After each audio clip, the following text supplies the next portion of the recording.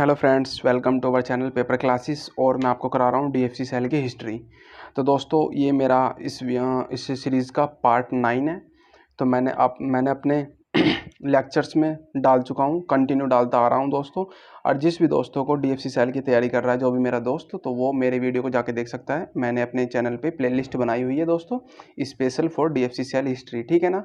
तो आप उस पर जाके विजिट कर सकते हैं। और जो भी मेरा दोस्त नया बना है आज मेरी वीडियो को देखने के लिए, तो मेरे चैनल को सब्सक्राइब कर सकता है। तो चलिए दोस्तों, हम चलते हैं अपनी वीडियो की ओर। वीडियो स्टार्टिंग करने से पहले मैं चाहूँगा कि जो भी मेरा दोस्त है वो चैनल को सब्सक्राइब कर सकता है और अपने दोस्तों के बीच में वीडियो को शेयर कर सकता है, ठीक है दोस्तों।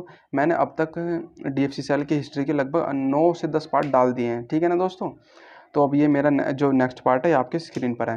तो इसमें मैं आपको बता रहा था कि मैं नेक्स्ट में पढ़ाऊंगा क्या ये इस तरह की कौन सी एजेंसी आती है, किस तरह के काम होते हैं, क्या क्या करती हैं।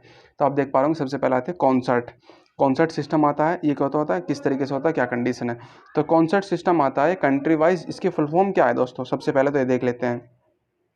इसकी फुल फॉर्म है country wise network for computerize enhance reservation ticketing, ठीक है। इसकी फुल फॉर्म इंपॉर्टेंट है, इसलिए बता दे रहा हूँ। Country wise network for computerize enhance reservation ticketing, ठीक है। इसकी सबसे पहली बार जो टेस्टिंग की गई थी वो कब की गई थी दोस्तों, 1995 में की गई थी दोस्तों, ठीक है ना।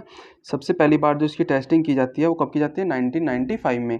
और कहाँ पर की जाती है, सिकंदराबाद रेलवे स्टेशन पर की जाती है दोस्तों, ठीक है ना। ये हो गया आपके स्क्रीन पर। ये तो हो गया कॉन्सर्ट सिस्टम। कॉन्सर्ट सिस्टम में पूरी तरीके से क्या होता है, 1996 में नई दिल्ली व चेन्नई के मुंबई में शुरुआत की जाती है, ठीक है ना। जो टोटल रिजर्वेशन सिस्टम था वो कंप्यूटराइज्ड जो रिजर्वेशन सिस्टम था, ये ऑल ओवर धीरे धीरे सभी स्टेशनों पर फैलता चला गया। तो कॉन्सर्ट सिस्टम के तहत हम क्या करते थे, टिकट का रिजर्वेशन करते थे, वो भी कंप्यूटराइज्ड, ठीक है ना। तो ये कौन से सिस्टम देखता था, कॉन्सर्ट, ठीक है दोस्तों। अब आगे चलते हैं, धीरे धीरे क्या हुआ। अब आ जाती है क्रिस, CRIS। क्या है, CRIS, ये मोस्ट इंपॉर्टेंट है इसलिए बता रहा हूँ, CRIS क्रिस। इसके तहत क्या होता है, centre for railway information system of IT system. जैसे कि आप फुल फॉर्म में देख पा रहे होंगे, IT सिस्टम की जो टोटल इन्फॉर्मेशन है वो किसके द्वारा मिलती थी, क्रिस के द्वारा। कि हमारा जो रिजर्वेशन है किसके तहत हुआ, कौन से टाइम पे हुआ, सारा कुछ वो कौन देखती है, क्रिस देखती है, ठीक है ना। तो ये भी हमारे किसके अंडर में है, यो क्रिस जो है ना, यो भी भाई कॉन्सर्ट के अंडर में है। किसके अंडर में, कॉन्सर्ट के अंडर में है, ठीक है ना दोस्तों, जब मैं भी करा के निकला हूँ। तो क्या है, इसका हेडक्वार्टर कहाँ है, चाणक्यपुरी नई दिल्ली। सबसे पहली बात तो ये, ठीक है ना। इसकी एस्टेब्लिशमेंट कब होती है, 1986 में होती है, सबसे दूसरी बात ये। आगे चलते हैं, central for railway information system of IT system, ये इसकी फुल फॉर्म है, ये आपको याद करनी है, ठीक है। आज की वीडियो मोस्ट इंपॉर्टेंट है क्योंकि इसमें मैं सारी की सारी आपको जो भी एजेंसी हैं जिस तरीके की फुल फॉर्म है वो कंप्लीट आउट करा दूंगा, ठीक है। फिर क्या होता है, कॉफीसिस की जगह इसकी जो इस्टेब्लिशमेंट हुई थी, अब एक हमारी पहले कंपनी चल रही थी कॉफीसिस, COFOIS, ठीक है। इसकी जगह इसकी स्थापना होती है दोस्तों। सो बस ये आपको याद करना है कि किसकी जगह स्थापना हुई थी, क्या इसका नाम, कॉफोइस की जगह इसकी स्थापना हो जाती है क्रिस की। बस क्रिस की आपको फुल फॉर्म याद करनी है, क्या क्या घटना है वो याद करनी है टोटल, ठीक है ना दोस्तों। तो इसकी किसकी जगह स्थापना होती है, कॉफोइस की जगह स्थापना होती है। अब आते हैं PRS, passenger reservation system. Passenger reservation system को भी क्रिस के अंडर में रखा गया है, ठीक है ना। सबसे पहली बात तो ये, ठीक है, जैसे कि आप इसके अंदर स्क्रीन पर देख पा रहे होंगे, पैसेंजर रिजर्वेशन सिस्टम। और कौन, ये जो सारी की सारी जो पैसेंजर रिजर्वेशन सिस्टम में कैसे कैसे होता है, कहाँ, ये कॉन्सर्ट सिस्टम के अंडर में ही है। ये किसके अंडर में है दोस्तों, कॉन्सर्ट सिस्टम के अंडर में ही है। ये जो क्रिस का जो टोटल इसका जो वर्किंग है वो भी कॉन्सर्ट सिस्टम के अंडर में ही है। ये हो गया हमारा क्रिस दोस्तों। तो हमारे हमने अपने क्या कर लिया, एक टॉपिक कौन सा था, क्रिस, ये अपने कंप्लीट कर लिया। अब आगे देख पा रहे होंगे स्क्रीन पे, 1994 में क्या होता है, CVM क्या होता था, इसे क्या कहते थे हम, दूसरी भाषा में कहते हैं, एक रेड बॉक्स भी कह सकते हैं इसको। क्या कह सकते हैं दोस्तों, रेड बॉक्स। तो इस क्या होता था, इसमें जो कूपन वैलिडेट मशीन होती थी, आपने देखा होगा सबसे पहले जो कूपन चलते थे वो किस तरीके चलते थे, लाल लाल से चलते थे, टिकट लाल लाल से चलते थे, उस पर लिखा होता था। तो ये कूपन वैलिडिटी मशीन होती थी। और ये जो है ना आपका, अब इसका तो यानी कि समझ लो द एंड कर दिया 1 अप्रैल 2015 को, ठीक है ना। ये सिस्टम खत्म कर दिया था क्योंकि हमारा कंप्यूटराइज सब कुछ होने लगा, तो क्या जरूरत थी इसकी। तो कूपन वैलिडेटिंग मशीन 1994 में एस्टेब्लिशमेंट होती है, उसको रेड बॉक्स भी कहते हैं। इसको 2015 में ख़त्म कर दिया गया था। तो ये तो हो गए, इतने खास नहीं है, फिर भी कर लेते हैं दोस्तों। आगे चलते हैं, जो आपका इंपॉर्टेंट है वो आ रहा है IRCTC, जैसे कि आप देख पा रहे होंगे स्क्रीन पर, क्योंकि खास है, मोस्ट इंपॉर्टेंट है, इसलिए बता रहा हूँ, ठीक है ना। IRCTC के तहत ही अब जो सारी की सारी जो रेलवे टूरिज्म की सारी देखभाली हो रही है वो IRCTC के तहत ही हो रही है। क्योंकि हमारी जो गवर्नमेंट है और IRCTC दो पार्टों में डिवाइडेड है, प्राइवेट और गवर्नमेंट।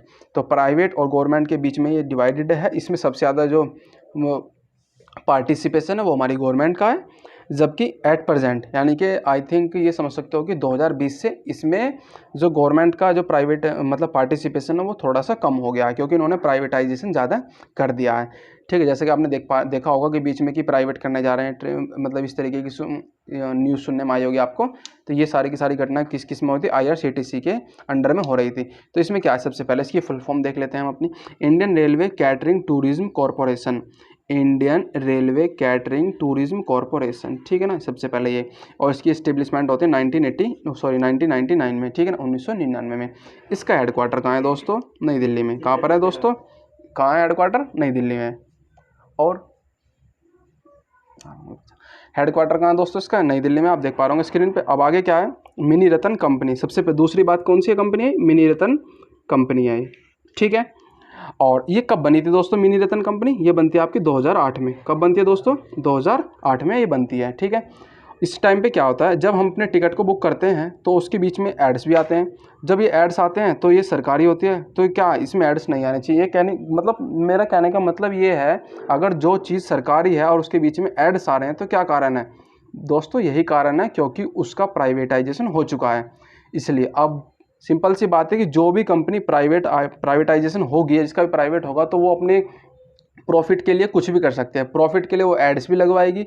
तो इसलिए इसमें एड्स आते हैं। इसलिए धीरे धीरे क्या होता गया कि हमारी गवर्नमेंट का जो पार्टिसिपेशन है वो धीरे धीरे इसमें कम होता चला गया और प्राइवेटाइजेशन होता चला गया। तो ये था हमारा IRCTC का।